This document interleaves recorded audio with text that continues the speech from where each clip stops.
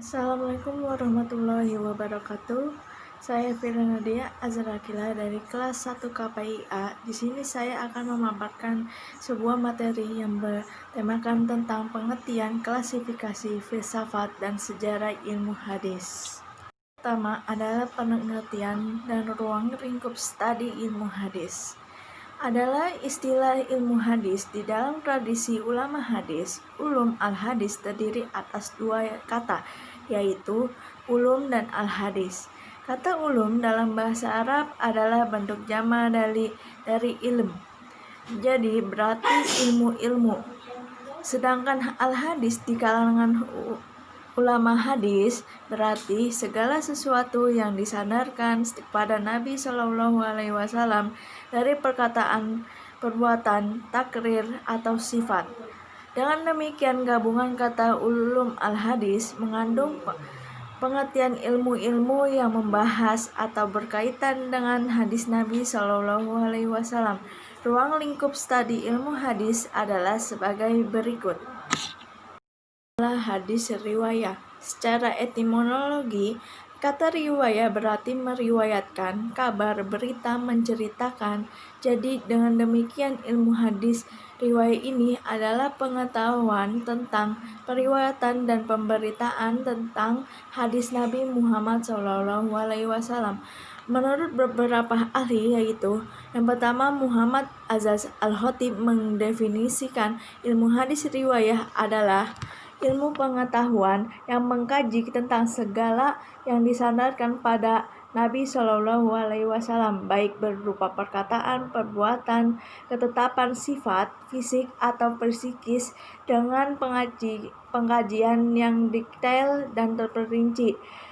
Dan ada pula menurut Muhammad Abu Syihab dalam kitabnya mendefinisikan ilmu hadis riwayah adalah ilmu pengetahuan yang mencakup pembahasan tentang sesuatu yang dinukil dari Nabi Muhammad SAW, baik berupa perkataan, perbuatan, persetujuan, atau ketetapan atau sifat fisik dan psikis.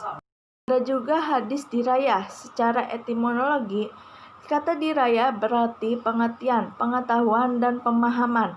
Namun secara terminologi ada beberapa redaksi definisi yang dikemukakan oleh ulama hadis. Di antara definisi tersebut yaitu pengarang Irsyadul Qasid yang dikutip dalam buku Pokok-pokok Ilmu Dirayah Hadis.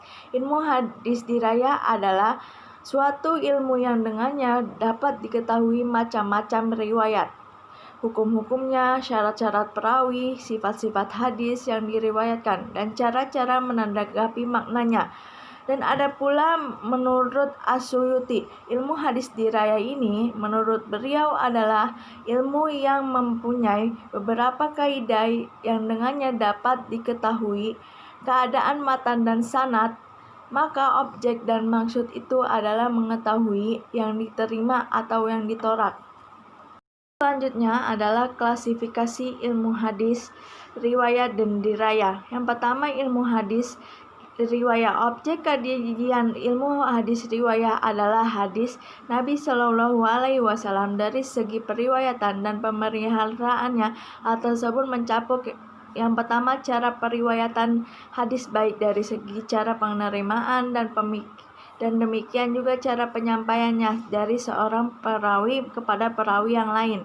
Yang kedua, cara pemeliharaan hadis yaitu dalam bentuk penghafalan, penulisan, dan pembukuannya.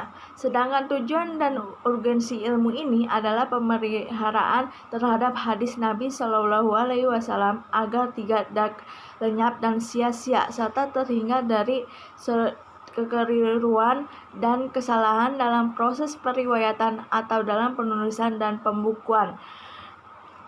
Kemudian ilmu hadis riwayat ini sudah ada dalam semenjak Nabi Shallallahu Alaihi Wasallam masih hidup, yaitu bersamaan dengan dimulainya periwayatan hadis itu sendiri.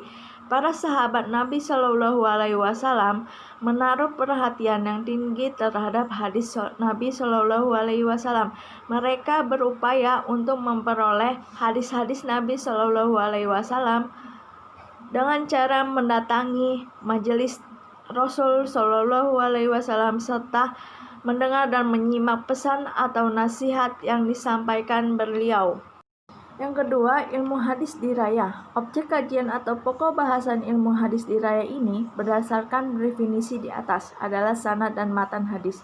Pembahasan tentang sanad meliputi yang pertama segi persambungan sanad atau ittisal al-sanad, yaitu bahwa suatu rangkaian sanad hadis haruslah bersambung mulai dari sahabat sampai kepada periwayat terakhir yang menuliskan atau membukukan hadis tersebut. Oleh karenanya tidak dibenarkan selalu suatu rangkaian sanad tersebut yang terputus, tersembunyi, tidak diketahui identitasnya atau tersamar. Yang kedua, segi keterpercayaan sanad atau siqat al-sanad, yaitu bahwa setiap perawi yang terdapat di dalam sanad suatu hadis harus memiliki sifat adil dan dobit atau kuat dan cermat hafalan atau dokumentasi hadisnya. Kemudian ada segi keselamatannya dari kejanggalan atau syadz. Yang terakhir adalah keselamatannya dari cacat atau ilat dan tinggi rendahnya martabat suatu sanad. Selanjutnya adalah filsafat ilmu-ilmu hadis. Yang pertama, khobar yang meniscayakan pengetahuan langsung atau daruri. Yang kedua, tipe khobar yang disampaikan oleh seseorang atau khobar al-wahid, khobar ahad, yang diketahui melalui persepsi dan disampaikan kepada beberapa orang sesudahnya. Berbeda dengan khobar mutawatir yang disajikan niscayakan pengetahuan langsung atau daruri. Pendekatan epistemologis sebagai teori ilmu pengetahuan dengan hadis yang notabene-nya sebagai produk sejarah dari pelaporan masa silam. Olehnya, bijaksana untuk melihat masa silam ini diharapkan biasanya dicapai dengan membuat rumusan yang telah digariskan oleh epistemologi itu sendiri. Seri selanjutnya adalah sejarah dan perkembangan ulumul hadis. Yang pertama, yaitu pada masa pertumbuhan sejak masa sahabat sampai akhir abad 1 Hijriah. Pada periode ini dikenal dengan istilah hadis makbul dan hadis mardud. Ini ditandai dengan usaha-usaha sahabat dalam menjaga hadis dengan langkah-langkah. Yang pertama, membersihkan jiwa dan menguatkan tekad. Yang kedua, memperkuat agama. Yang ketiga, memandang hadis sebagai salah satu pilar Islam. Yang keempat, menyampaikan amanat Nabi. Untuk mengaplikasikan hal tersebut, mereka melakukan yang pertama, tidak memperbanyak periwayatan hadis. Yang selanjutnya, berhati-hati dalam menerima dan meriwayatkan hadis. Dan yang terakhir adalah melakukan kritik terhadap hadis dan diriwayatkan dengan alat ukur nas yang dan kaidah agama. Selanjutnya yaitu pada masa penyempurnaan dimulai sejak awal abad 2 Hijriah sampai awal abad 3 Hijriah. Penyempurnaan ini dilakukan berdasarkan beberapa alasan. Yang pertama, semakin melemahnya kemampuan hafalan umat Islam. Berikutnya, semakin panjang dan bercabangnya sanad. Dan yang terakhir adalah sudah tumbuhnya beberapa fraksi atau sekte yang menyimpang. Selanjutnya pada masa pembukuan ilmu hadis secara independen dimulai sejak abad ketiga sampai pertengahan abad 4 Hijriah. Pada masa ini, masing-masing ilmu hadis menjadi ilmu yang spesifik atau khas, seperti tentang hadis mursal, hadis sahih, dan lain-lain. Pada masa ini, bermuncullah kitab ilmu hadis diantaranya yaitu Tarik al-Ruwat, disusun oleh Yahya bin Ma'in. Yang kedua, Al-Tahri al-Khobar, disusun oleh Al-Bukhari. Yang ketiga, Al-Ilal wal Ma'rifah al-Rijal dan Al-Nasi wal Al-Mansuh, disusun oleh Ahmad bin Hanbal. Selanjutnya yaitu pada masa penyusunan ilmu hadis secara komprehensif dan melimpahnya kegiatan pembukuan ilmu hadis dimulai sejak pertengahan abad ke-4 sampai abad ke-7 Hijriah. Pada masa ini, para ulama giat melakukan penyusunan ilmu hadis sebagaimana pendahulu mereka kemudian mengumpulkan sesuatu yang berbeda ke dalam suatu bidang dan menyisipkan apa saja yang belum diungkap atau dibahas.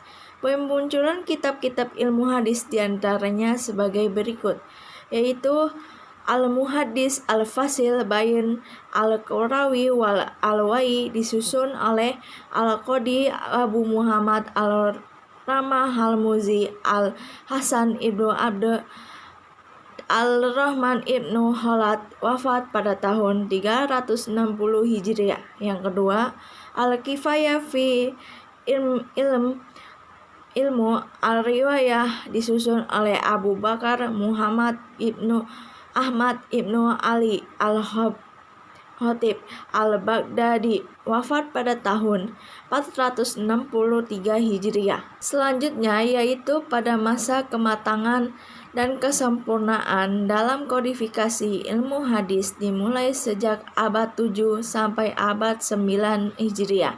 Pada masa ini, meskipun ilmu hadis sudah relatif mapan, tetapi banyak ulama yang melakukan ijtihad dalam menetapkan dan merumuskan kaidah-kaidah ilmiah ilmu hadis. Bahkan dari ijtihad mereka tersebut ada yang berbeda dengan ketentuan ilmu hadis yang sudah mapan tadi. Pada periode ini yang melopori perkembangan kajian ilmu hadis mencapai puncak ketika Abu Amr Utsman Ibnu Abd Ar-Rahman Al-Syarraziri, wafat pada tahun 643 Hijriah, menulis karya ilmiah yang sangat monumental, Ulum al-Hadis, yang kemudian kondang dengan sebutan Muqaddimah Ibnu al-Salah. Kemudian yang terakhir adalah pada masa statis yang dimulai sejak abad 9 sampai 14 Hijriah. Pada masa ini kreativitas dan aktivitas jihad terhenti, baik dalam penyusunan apalagi dalam masalah ilmiah ilmu hadis. Kegiatan yang ada terbatas pada peringkasan dan pendiskusian hal-hal yang sifatnya harfiah. Ini diakibatkan oleh derasnya arus pengaruh kolonialisme dan materialisme dari dunia barat atau Eropa. Eksintesis hadis mulai dilakaburkan oleh orientalis dan diterima begitu saja oleh orang-orang yang mudah terbawa arus dan ikut serta mengumandangkannya. Kondisi ini menurut disusunnya kitab yang menjaga kesalahan-kesalahan dan kedustaan-kedustaan mereka. Bangkitlah para ulama menyusun kitab susunannya mengalami pembaharuan. Ini sudah di akhir pemaparan materi dari saya. Kebaikan datangnya dari Allah, keburukan datangnya dari saya. Kurang lebihnya mohon dimaafkan. Wabillahi taufik wal hidayah. Wassalamualaikum warahmatullahi wabarakatuh.